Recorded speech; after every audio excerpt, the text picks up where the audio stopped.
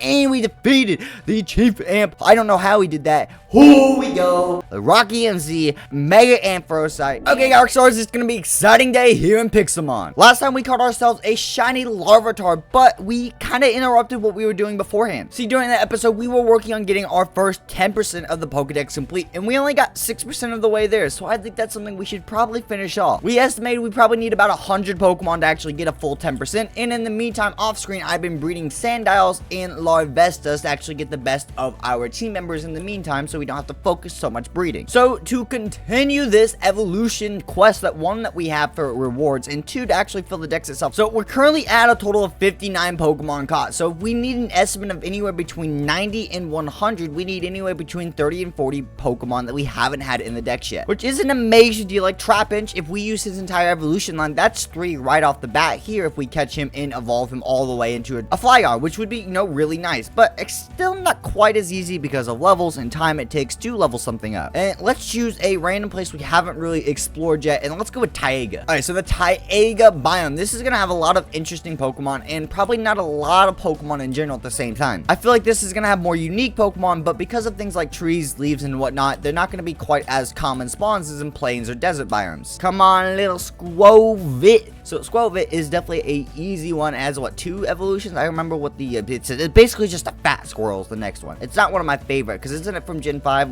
It's my least favorite generation. Oh, here's its evolution gradient. In all fairness, Gen 5 is always, and I state this all the time, my least favorite evolution, specifically for the fact of the anime itself. There's some Pokemon like Volcarona I specifically really enjoy from this evolution or this generation, but not all the Pokemon I actually like in that, and there's not a whole lot I like. I think one of the reasons that is because I think in the anime, Gen 5 was obviously the soft reboot for the anime, but so I think it was also just kind of soft reboot with Pokemon overall. I've heard a lot of people talk about it, so I think one of the big major issues was just how many Pokemon they threw in. I think they threw on 200, actually, was it 252? I think it was well over a 151 or around 151, the original number of Pokemon in the original games, which if you look at the later releases of certain Pokemon games, they're not nearly ever quite the original amount of 151. I think Gen 2 is one of the easiest examples of that. I think it adds exactly like 140 to 150, so just under the original 151, because I think by the end of Gen 1 and Gen 2, you have 252-ish Pokemon. Pachirisu, the sad Pokemon, kind of like Dunsparce, that's not gotten an evolution until Dunsparce got an evolution, and it ruined the entire hype for the Pokemon. Seriously, I will never get over Dunsparce to Dunsparce. It is the most ridiculous thing, and it ruined the entire integrity, I think, of the hope they had for like the last 10 years of having Dunsparce have a chance to come out as a new evolution. They should fix that with something like Pachirisu. Pachirisu, like Dunsparce, once again, needs an evolution. And that's totally not me favoritizing electric types because it's my favorite typing. No, let's not look into that at all. Actually, I wonder if game theory would do something about that. Why certain Pokemon straight up don't evolve whatsoever. That'd be a really interesting game theory for MatPat to do. Maybe I'm just on my MatPat train because I've just recently subscribed to all the theory channels and I've literally been loving them. I fully am convinced that Wally is a cannibal,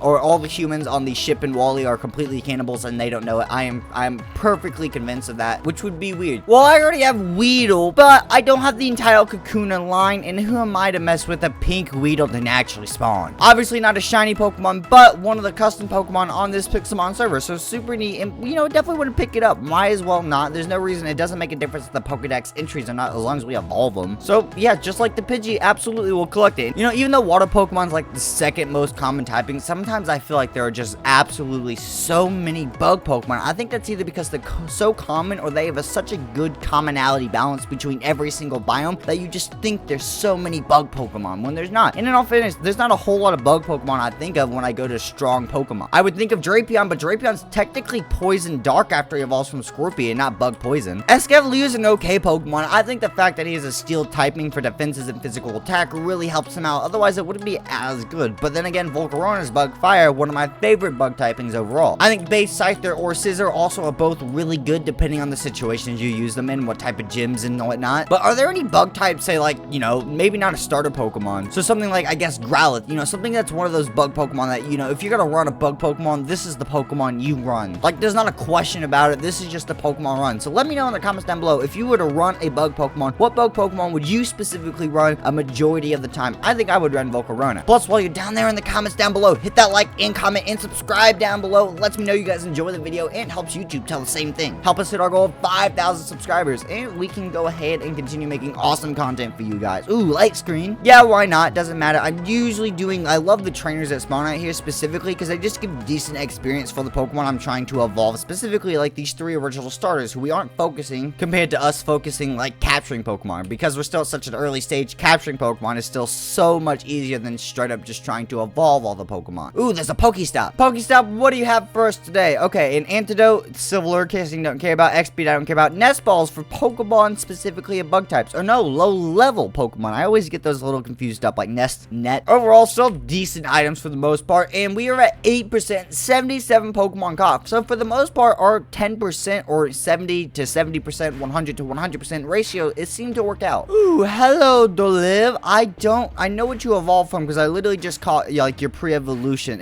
Where is it? Did everything just despawn around me, or am I not able to see the Pokemon? Because it was just a Milk Tank in this pre-evolution of Pataliv right here. I think it's Gen 6 Pokemon. Oh, there it is. All the Pokemon just been cleared, but there is a straight up full epic boss here, and I don't have access to my PC. If I teleport away, I don't get any Pokemon, but in all fairness, my only strong Pokemon is Poplio. So what do? We lead in with our worst Pokemon. We're just looking for basic damage. Let's go ahead and let's hit Sing if we can. If we can get it to sleep, we might actually chance. We put it to sleep, perfect. Disarming Voice, and that did a little bit of damage. That's okay. Let's go Sparkling Aria. It's Stab, and that did a lot less damage, which I'm trying to think why. Do I have any healing items? I have antidotes, which don't exactly help me. We are hurt, plus the fire. We are healing, but the fire is going to take that away. Sing, go back to sleep, and we just gotta hope that we can heal and stall the fire before Disarming, or as long as Disarming Voice can take it down, or he doesn't wake up in time. So Disarming Voice, come on, please, please, please. In all fairness, if it kills us, we know what to do once we heal our Pokemon. Only use Disarming Voice, and we defeated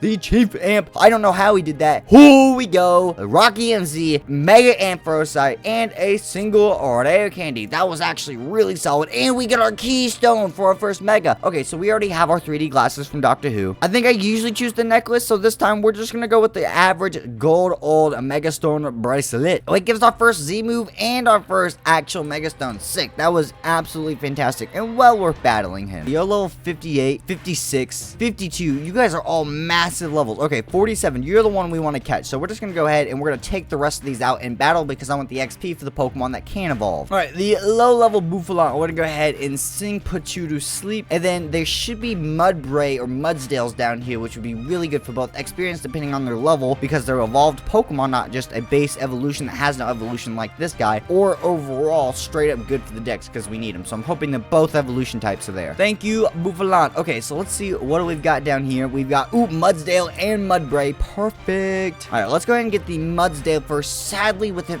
being such a high level, it'd be such good experience, but I'd much rather get the Dex. So let's go Disarming Voice, and please go to sleep, or you could just hurt us. I'm just gonna run away, heal my Pokemon, and let's hope a Quick Ball does it this time because it's probably a much better choice. There we go. We got Mudsdale and Mudbray. We're also gonna talk a Quick Ball at you just to make it easier. And there we go. Moonblast over Disarming Voice, a much better fairy type move. Absolutely perfect for us. Something we extremely need. Okay, so let's go ahead and take care of this guy for the boss. See if we can actually get some good stuff out of him. Let's go Moonblast. One shot. Bye-bye. And we got ourselves a XP small candy. Not exactly worth it. We are at 10% completely though with 97 Pokemon. So you don't quite need to have a full 100 Pokemon. Probably 95 or so to get your 10%. Okay, we're back home. 10% of the Pokedex complete. So we get one great key, 10K, $10,000, and 50 tokens. So boom. Let's see what this great key gives us. Okay, a great key, and we get ourselves 20 large rare candies, which is just going to be super helpful with evolving future Pokemon. Leave a like, comment, and subscribe down below if you guys did enjoy it. And I'll see y'all next time, Rockstars. Peace, peace.